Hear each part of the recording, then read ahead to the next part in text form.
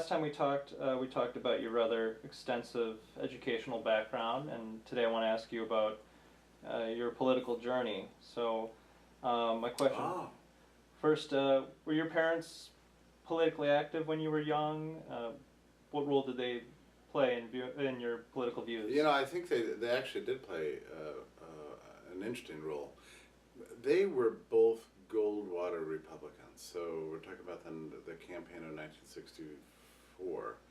And they were really active, and they were deeply suspicious of the emergent left. My father and my mother both eventually left all partisan attachments and just became purely independents. But I remember when I was young, there were several moments that I gave me a sense of political independence. So when I was in public school, Watergate was going on, and it was almost a required belief to think of Richard Nixon as a terrible criminal who had spoiled the office of the presidency and had done terrible things, and we were given propaganda, in the form of a weekly newspaper called the Weekly Reader, as I recall, that just railed against Nixon. It's like, oh, what has he done to the presidency and everything? You can just imagine, the way, I don't know, something like Vox or the New York Times talks about Trump today. You know, we've got a pristine office, and this bad man has invaded it. We've got to get rid of him. So that was every day, and but my parents didn't feel that way. They felt like Nixon wasn't a perfect person, but he was being railroaded essentially by the center left establishment, which I mean, is probably true. And I remember there was a vote in my classroom where the teacher asked, and I'm talking about like third or fourth grade here, or maybe earlier, yeah, maybe third grade, asked, how many people think Nixon is guilty? And every single hand in the classroom went up except mine. And they said, who thinks he's innocent? I raised my hand. And the teacher just came down on me. Here I'm just this little kid, what do I know? And she's like, oh, this is an outrage, that you would defend Nixon. Haven't you been reading, the Weekly Reader and listening to me? And why are your opinions unconventional? What I mean? So, and so I guess my politics were a little bit tweaked in that direction already. My best friend, Victor Rede, who lived across the street, we hung out just all the time before tribalism, kicked in later. But his parents were dedicated Democrats, and I remember wondering, like, why are my parents Republicans and his parents are Democrats, and thinking of it as a kind of a different tribe, and then asking my parents one time what the difference was between the two. I mean, it's kind of an interesting question. I think probably it occurs to everybody at a young age. What's the difference between the two? And they could never give me a coherent answer. Actually, it was just like, well, we're us and they're them. So much later, in high school, I started reading Rand and getting a little more philosophically sophisticated. I went through a brief period of partisan republicanism during the 1984 election, where I have a vague memory of having some flyers for Ronald Reagan and passing them out to somebody, which in retrospect is deeply embarrassing to me. I mean, I can't believe I actually did that. It's mortifying. But at the time, all my professors were, either, somewhere center left, somewhere between center left and communist. I mean, that's not an exaggeration. And being propagandized like that every day in the classroom, kind of tends to drive you, at least for me, it drove me in the opposite direction. But I think it was only a year after Reagan was elected. This is where people make a mistake. When you develop expectations for a candidate, then he wins. They will definitely be shattered, right? So it was about a year after Reagan won that I saw. I mean, it's like the mirage just disappeared, and I got angry. Actually, I got angry at politics and angry at Reagan, angry at the Republican establishment, and I realized they were just all kind of tricking me. And then it was about that same year that I moved to Washington. and started journalism school. And I got to report from the Senate Press Gallery. I got to know all the right-wing conservative leadership on Capitol Hill, and I came to realize the entire thing was a scam. It became very obvious to me that it was just a town of decadence and money and clamoring for power, and that all the propaganda spilling out of this place was just designed for mass consumption, but had nothing to do with reality. And I wrote this to my grandmother, actually. I remember writing her a long letter, just something like, because I adored her, and I told her, I said, listen, I can just tell you, just don't believe anything that you're being told. It's all nonsense. Everything that's happening on the Beltway, it's all about power and money. It's not really about you, and it's not about idealism. It's not about improving the country. It's not about anything. It's just a terrible racket. I wonder what this older lady must have thought getting a note like that from a 23-year-old kid. I don't really know, but that step towards political independence is a difficult one, really, and not everybody can take it, really. It takes some. You have to begin to think for yourself, reject all the categories you read in most all media, and step out and form your own opinions. And I think that's in some ways a more important step than just becoming a libertarian, in a sense, because once you realize you don't have to be shaped by the dominant civic culture, then you can be prepared for really becoming a thoroughgoing classical liberal, anarchist libertarian, or whatever it is you end up as. But the first step has to be to detach yourself from the prevailing norms of the civic culture. Now, you were born and raised in Texas, right? Yes. What was it like growing up in Texas? Well, I grew up, I moved several times. My family had moved to Southwest Texas in 1830, so they were involved in, God bless them all, but they were involved in 3 separate purges, demographic purges of Texas. One to make safe passage for German, Scottish, and Irish immigrants, and so therefore keep the Apaches at bay. The second one to kick Mexico out of Texas and to claim it as their own. And then the third one was, of course, the great war of northern aggression. So 3 separate wars, all designed to clear Texas out of the undesirables. So that's my family. That's my history, and there's some brave souls among them, and I love them. But it's kind of a grim history when I read about it. So it was a frontier family, and then after World War II, my family owned a lot of land in the Midland Odessa region, and after World War II, this land moved from ranching to of course oil, and so it was a oil family on my mother's side, and law and accounting, sort of professional white collar family on my father's side, and both sides of my family have been in Texas since the early 19th century. So there's deep heritage there. I was really raised on the border in a demographically mixed community. Very much in those days, there was no real effective border between Texas and Mexico. We just treated it as Juarez as the town next door, really. And yeah, there were tensions and difficulties, of course, as there would be in any kind of growing population that's a little bit unsettled. On the other hand, it was thoroughly integrated, you know, and that was the world I grew up in, and I still carry it around with me today, and I'm absolutely mystified by all the ethnic conflict that's present in the world today. I've always thought of ethnic conflict as being I don't know, some kind of excuse for some other problem you have in your life, and if things aren't going very well for you, you turn inwards and say, who am I? What am I made of? You know, what's my biology consist in? And isn't that my primary reality and source of value in life? So it's kind of a pathetic concession to hopelessness in a sense.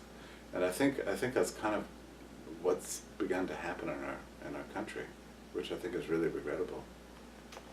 How did you come to know Murray Rothbard, and is it true that you have some of his bow ties? I do. I have two of his bow ties. One given by.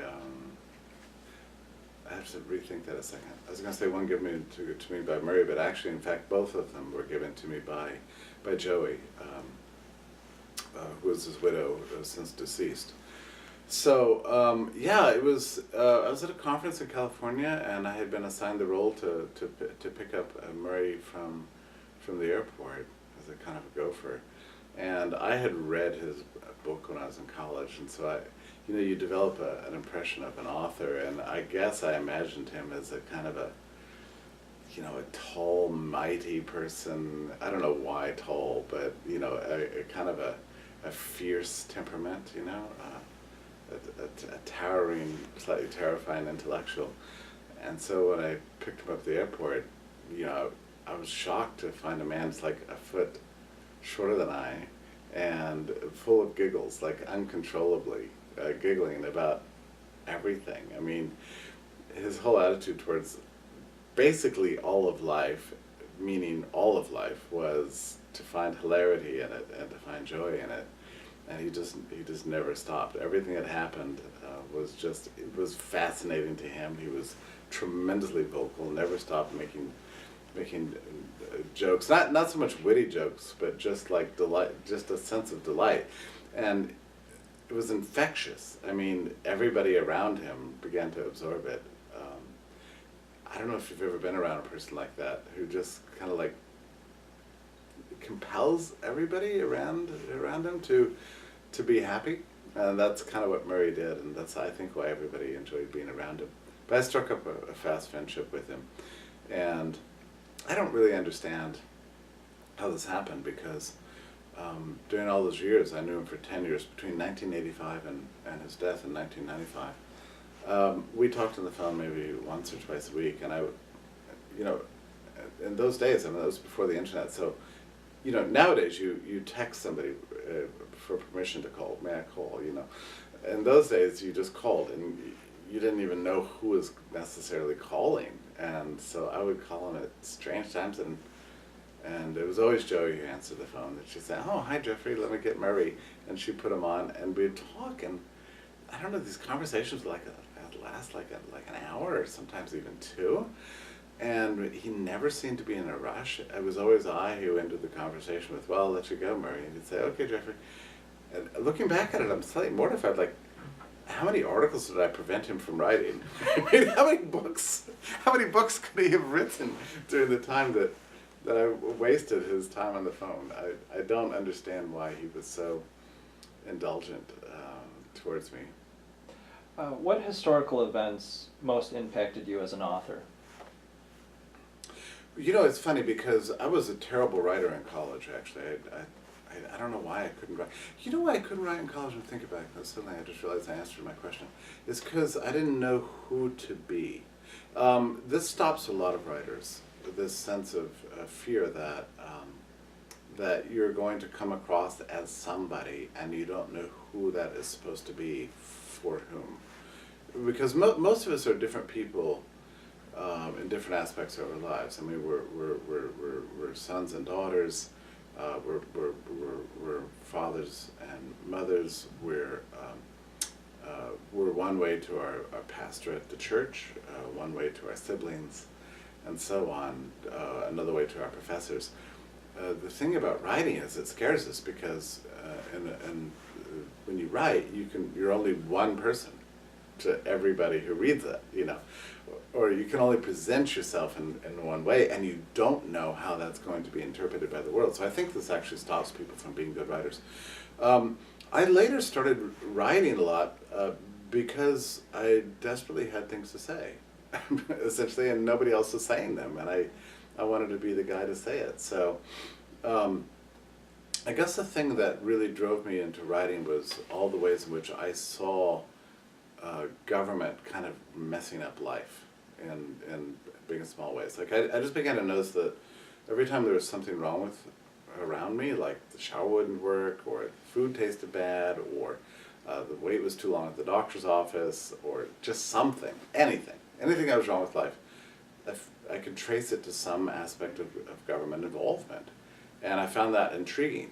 And it seemed, it gradually came to the conclusion that the government was ruining the world. It was ruining everything. And I felt the need to explain that and lay out how precisely that is true. So that's what drew me into writing more than anything else. Yeah. Okay. Sorry. Who's an author that you would recommend people read, other than yourself, of course?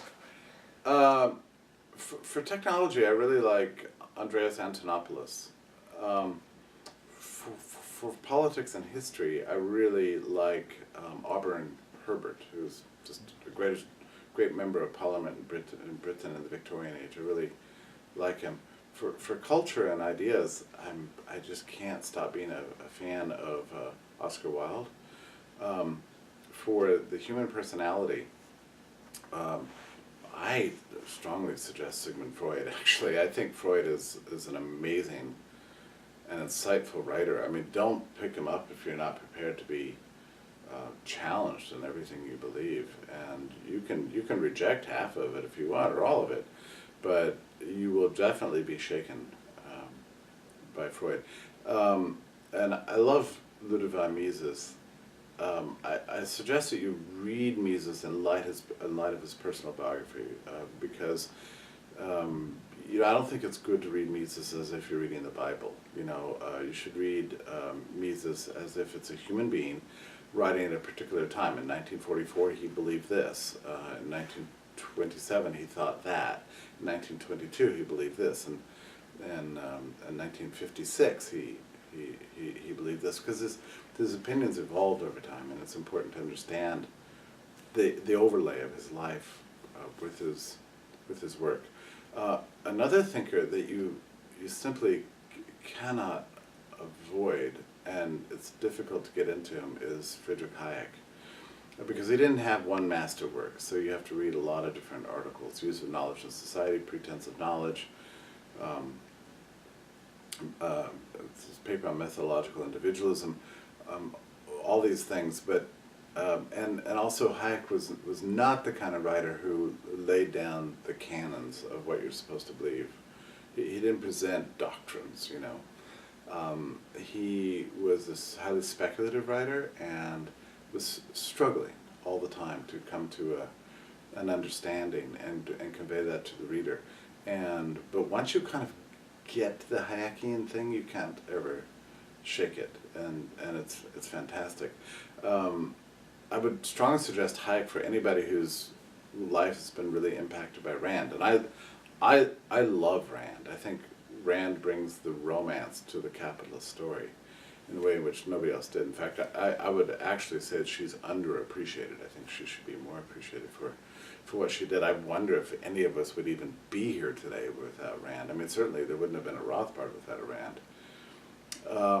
But I would say epistemologically, and that's a big word, all it means is, how do we know and what do we know?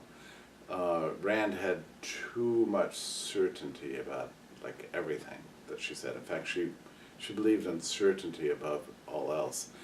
And I think that's a problem. I mean, the basis of statism is essentially certainty. I mean, the state is always certain about everything. So certain that it's willing to put a gun to your head to compel assent to what it believes you should do. And I think that's a fundamental problem with the state, is its lack of a Hayekian perspective. And so I think she was just basically wrong on this point. And so I think it's great to fall in love with Rand and her vision of the world, but it's very bad to take everything she says as gospel truth. Okay, last question. Who is your favorite philosopher? Wow. My favorite philosopher. Why, I almost said St. Thomas Aquinas, but I find actually that he annoys me more and more. So, as much as I read him, so I'm going to go back to Victorian period and the content. So I'm gonna split this between Adam Smith on one hand, whom I adore for particular reasons of time and place. I think Adam Smith. I mean, we are as pro-capitalists, we are so fortunate to have him as kind of the founder of the way we think, and I think both of his books are extremely important. But I also really, really like Carl Menger, who's often considered to be the founder of the Austrian School of Economics, but he was himself a great philosopher and a Thomist in many ways, but a Thomist improved by 400 years of development. So I do tend to return to both Adam Smith and to Carl Menger for a philosophical outlook. I mean, they were both economists, but you know, if you can't be a great economist without also having a philosophical outlook on life. Apart from that, of course, who isn't delighted by people like Nietzsche and Schopenhauer? You know, they're always wonderful, but I would never want to cite them as you know, gurus in my life in any sense. All right. Thank you very much. Okay. Thank you for watching, and if you'd like to support videos like this, please check out the donation link inside the description.